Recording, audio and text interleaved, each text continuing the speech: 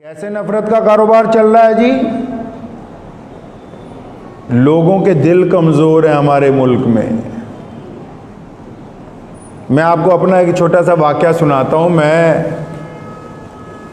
हम लोग कहीं गए, हमारे एक दोस्त हैं, उनकी नई कोठी बनी थी, उसका इफ्तिताह था, दावत रखी थी उन्होंने। अब उस कोठी में जब दावत से फारिग होके बाहर निकले तो मैं और मुस्तकीम भाई इकट्ठे ही थे। तो सामने वाली जो कोठी वाले थे उनको पता लगा कि शाह इमाम साहब के बेटे आए हुए हैं और इस कोठी में आज दावत इफ्तिताह है। तो वो जो गैर मुस्लिम थे, मियाँ बीवी, वो उसके पास आए कि हज़रत को बोलें कि 2 मिनट के लिए हमारे घर भी आ जाएं। अब चलिए जी, पड़ोसी हैं, उनके घर भी चले गए। माशाल्लाह बड़ा खूबसूरत घर बना हुआ था। अब बैठे, हमने उन्हें कहा कुछ खाएंगे पिएंगे नहीं, उन्होंने कहा फिर भी आप थोड़ा सा जूस ले लें। तो आप यकीन माने कि हम उनकी बैठक में बैठे और बहुत मालदार लोग, बैठक बड़ी खूबसूरत बनी हुई थी जिसको ड्राइंग रूम बोलते हैं आप। अब उसकी जो सीलिंग थी बड़ी प्यारी, अच्छी लगी मुझे, तो मैं बड़े ध्यान से उसे देखने लगा कि खूबसूरत चीज़ है और ये कैसे बनाई गई। मेरा अंदाज़ा था भी इनसे मालूम करूं भी क्या लगाया है इसमें, भी इतनी खूबसूरत है, इसका डिज़ाइन बहुत अच्छा है। मैं अभी 2 मिनट उसको देखा तो उनके घर की जो बड़ी खातून थी वो सामने आके हाथ जोड़ के खड़ी हो गई कि आप सच सच बताओ मियाँ जी क्या नज़र आ गया है, बताओ, हमारे घर में तो साया ही बड़ा ज़बरदस्त है। अब जो वहमी लोग होते हैं ना, जब वो ये हरकत शुरू करते हैं यहीं से कारोबार शुरू हो जाता है। अब ये जो डुप्लीकेट शिकारी है जिसने कपड़े जो है पहन रखे सूफियों वाले, कहने लगा हाँ जी नजर आया तोड़े घर तो साया ही बड़ा भारा है। आप अंदाजा लगाएं 21वीं सदी में जी रहे हैं। ये पता है कि मोबाइल बिना सिम डाले हुए नेटवर्क नहीं पकड़ेगा, फिर भी घोड़े की नाल और हंडिया अपने घर के बाहर लटका रखी है कि ये आफतें रोक देंगी। ऐसी कोई भी चीज किसी के ऊपर आने वाली आफत को नहीं रोक सकती। अगर तावीज़ों के साथ दूसरे को अपने काबू में कर लिया जाता, हम ना काबू में कर ले अमेरिका के प्रधानमंत्री को, हैं जी? बैतुल्लाह में रोजाना दुआ होती है पूरे फलस्तीन के लिए, और फिर क्या करते हैं? जो आता है तावीज़ लेने, नफरत कैसे फैला देते हैं कि अच्छा तुम्हारे घर में ए के साथ किस किस का नाम पड़ता है। उसने कहा जी मेरे फलां चाचे का लड़का, उसका नाम ए से एहसान है जी, फलां है जी, उसका नाम अनिल है जी, फलां है जी, उसका नाम ये है जी, अच्छा ठीक है। एच से कितने लोगों का नाम है? उसका जी फलां का नाम है, ठीक है, अच्छा तो फलां।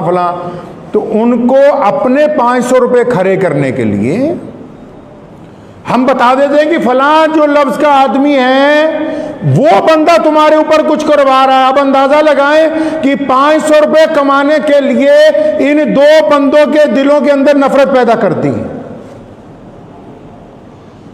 2 बंदों के दिलों में नफरत पैदा कर दी। वो फिर आता है दोबारा के जी बार बार। आपको पता है ये जो छिपकलियां दीवारों पर फिरती हैं, अगर आप कभी जाएंगे जानवरों के डॉक्टर के पास, तो ये जब छिपकली प्रेग्नेंट होती है तो ये खून की पिचकारियां मारती है। अब जितनों के कपड़ों पे खून के छिट्टे पड़ गए, वो सुबह ही किसी बाबे के पास पहुंच जाता है, बाबा जी छिट्टे पड़े हुए हैं कि हाँ तेरे घर का तो हालात खराब है भाई, तू टाइम ते ही आ गया, नहीं तो काम निपटने वाला इसी तेरा बस। घर में आप कोई गोश्त लेके आए, लिफाफा लाए सालन, अब ला के कुर्सी पे रख दिया, टेबल पे रख दिया, अब वो खून वहाँ लग गया, वह उठा के किचन में चला गया, किसी का दुपट्टा वहाँ पर रखा गया, किसी के कपड़े रखे गए, अब उस पर लग गए हैं जी दाग खून के, जी मामला ख़राब हो गया, अब इस घर की तबाही तैयार है जी। बस कई तो ऐसे मिलेंगे आपको कहेंगे बस आज तू टाइम ते आ गया, अगर 1 घंटा और लेट हो जाता काम तो मुक गया सीगा जी। बस अच्छे लोग बाबे बने हुए हैं जो बेले हैं, जो कहते हैं उनको पता काम ही यही है, इसके अलावा अच्छा काम ही कोई नहीं। और आपको एक तजर्बे की मैं बात बताता हूं, आप कभी देखिएगा इसको जाके, वो भी सुने जो इसका कारोबार करते हैं, जो लोग इस तरीके के साथ दौलत कमाते हैं, और जो बेवकूफ बन रहा है वो तो अलग बन ही रहा है, वो सारी जिंदगी इस झगड़े में से निकलेगा नहीं। जो इसमें घुस गया तावीज गंडे के चक्कर में, जिसको वहम पड़ गया कि मेरे ऊपर जादू हो गया, मेरे पर टूना हो गया, मेरे घर के अंदर ये आ गया, मेरे घर में वो आ गया, हर काम नाकामी हमारी है, फोड़ रहे हैं भूतों के ऊपर। ये तो वो काम हो गया जिस तरह बैंक में डकैती पड़ती है तो दूसरे दिन अखबार में आता है 50 करोड़ चोरी हो गए, तो चोर भी देखते हैं कि भी निकले तो 2 थे, ये 48 लगता है, बाकी महकमे वालों ने बना लिया कि अब ये खा जाएंगे। वही काम। आप अंदाजा लगाएं, अगर इस काम के अंदर जो पड़ गया बंदा ना, जिसको इस बात का वहम हो गया कि मैं तवीज लेने हैं, उसने जगह जगह जाना ही, और फिर उसकी जिंदगी, और जो गुमराही में पड़ गया, अल्लाह नहीं चाहते उसे निकालना, वो खुद नहीं ना बदलना चाहता अपने आप को। और मुसलमानों ने, कईयों ने तो ठेका ले लिया है। याद रखें, वो मुसलमान जो ऐसे इलाकों में रहते हैं कि जहां मुसलमानों की तादाद कम है, अगर वो रेड़ी चला रहे हैं, अगर रिक्शा चला रहे हैं और इधर उधर जा रहे हैं, और कोई उनको कहता कि जनाब कुछ कर दो, कुछ दम कर दो, ये कर दो, और इस कारोबार के अंदर लग गए, पैसे कमा रहे हैं, आने वाली नस्लें मुतासिर हो जाएंगी तुम्हारी। देख लो, जितने तावीज़ गंडे करते हैं, या तो उनका कोई बच्चा बीमार होगा या ख़ानदान में कोई बीमार होगा, और सारों का दिमाग ही ख़राब होगा, सही नहीं मिलेगा। आप लिख के ले जाइए आप मेरी ये बात। जो बंदा पैसे कमा रहा है ना इससे, उसकी बात कर रहा हूं। ले देने वाले की तो बात ही बताऊंगा आपको क्या होगा उसका।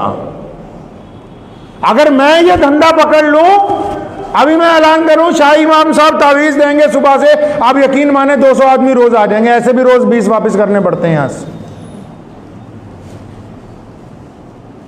लेकिन जो बंदा उसके पैसे अपनी औलाद पर खर्च करता है, अपने घर के ऊपर खर्च करता है, अब जो पैसा ही आया हो दीन को बेचने के बाद, और दीन प्रॉपर्टी किसकी है जी? अल्लाह की है और रसूलुल्लाह की है। और जो अल्लाह ताला की प्रॉपर्टी में, अल्लाह ताला की जायदाद में घपला करना चाहता है, उसको हजम नहीं हो सकता है वो माल। ये माल नहीं हजम होने वाला, ये निकलना ही निकलना है हर हालत के अंदर। कुरान पाक में तो कहीं नहीं कहा गया कि आप लोगों को बुलाओ, उनको दम करके दो, उनको पानी पड़ के दे दो, उनको ये कर दो। आप उनके अकायद के साथ खिलवाड़ करके अपना घर चलाना चाहते हैं, चलेगा नहीं। बदतरीन असरात मुरत्तिब होंगे, आप अंदाजा नहीं लगा सकते उसके नुकसानात का।